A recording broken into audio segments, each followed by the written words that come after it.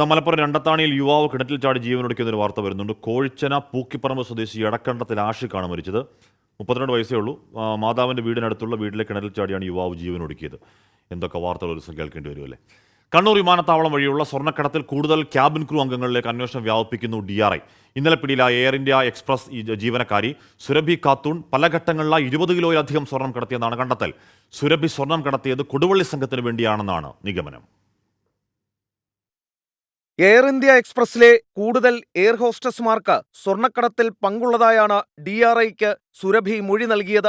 സ്വർണം കടത്തിയ air hostess Surabhi ഖാത്തൂണിന്റെ മൊഴിയുടെ അടിസ്ഥാനത്തിൽ അന്വേഷണം കൂടുതൽ പേരിലേക്ക് വ്യാപിപ്പിക്കുകയാണ് DRI.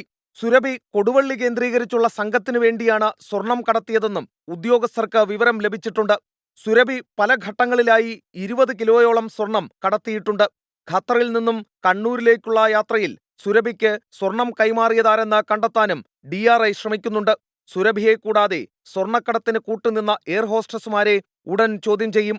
നിലവിൽ റിമാൻഡിൽ കഴിയുന്ന സുരഭിയെ 5 ദിവസത്തേക്ക് കസ്റ്റഡിയിലെടുക്കാനും DRI തീരുമാനിച്ചിട്ടുണ്ട്. അതിനുള്ള അപേക്ഷ ഉടൻ കോടതിയിൽ സമർപ്പിക്കും. ശ്രീകാന്ത്, 24, കൊച്ചി.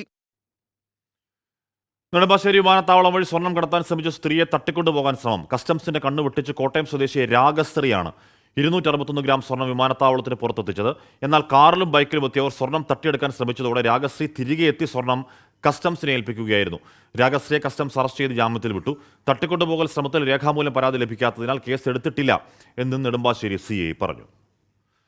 വിധി ദിനത്തിൽ 24 മാജിക് ജൂൺ 4 ചൊവ്വാഴ്ച രാവിലെ 5 മണി മുതൽ 24-ൽ.